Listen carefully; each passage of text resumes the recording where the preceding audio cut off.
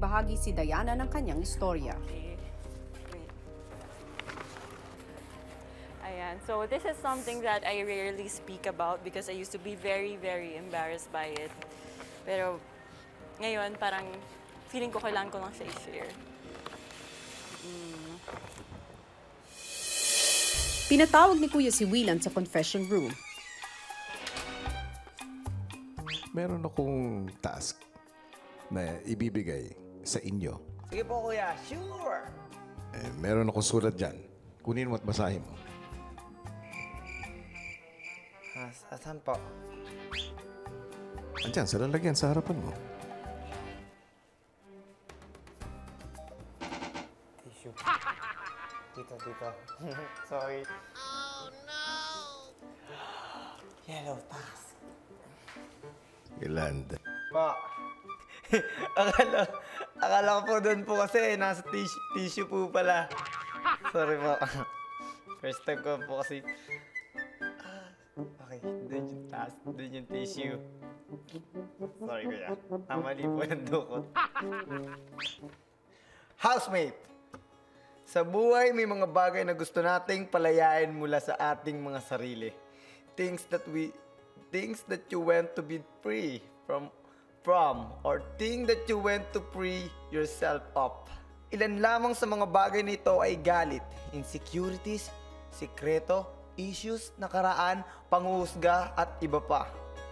Gamit ang isang piraso ng papel, gusto kong isulat nyo ang mga bagay na ito at maglakas loob upang ibahagi ito sa inyong mga housemates. Big brother. Habang abala ang housemate, si Diana tila hirap matapos ang kanyang sinusulat. Parang feeling ko lang may hindi pa ako nasasabi sa kanila na kung gusto ko na makilala silang lahat, kung gusto ko rin po na makita nila yung totoong ako, parang feeling ko kailangan nilang malaman yung experience na to kasi parang isa to sa mga experiences sa buhay ko na sobrang naka-affect po sa pagkatao ko ngayon.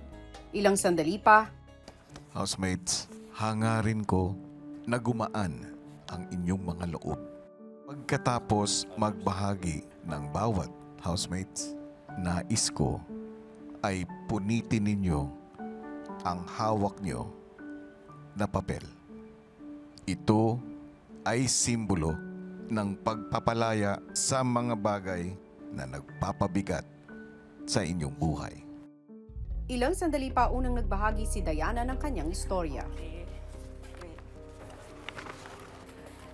Ayan. So this is something that I rarely speak about because I used to be very, very embarrassed by it. Pero ngayon, parang feeling ko kailangan ko lang siya i-share.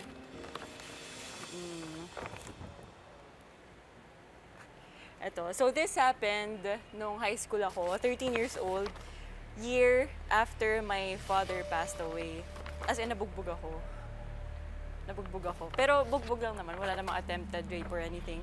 Tricycle po yung sinakyan ko. Tapos, nung on the way na po sa bahay, parang nag-stop po siya. Tapos doon niya po, ginano niya po ako sa leeg. Tapos pinagsusuntok niya po ako. Tapos pumasok pa po siya sa loob ng sidecar. Binugbog talaga ako, kuya.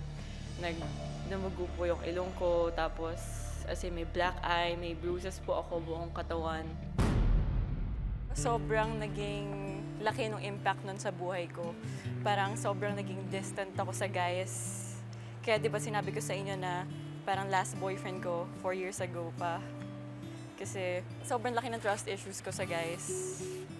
Umabot pa sa point na parang I started dating girls. Sa ganun. Kasi parang sobrang naging hate ko yung guys. Since before noon, namatay yung dad ko, parang iniisip ko, parang paano kung buhay yung dad ko? Siguro hindi nangyari yun. Yung place na pinangyarihan nun kasi, on the way sa bahay namin.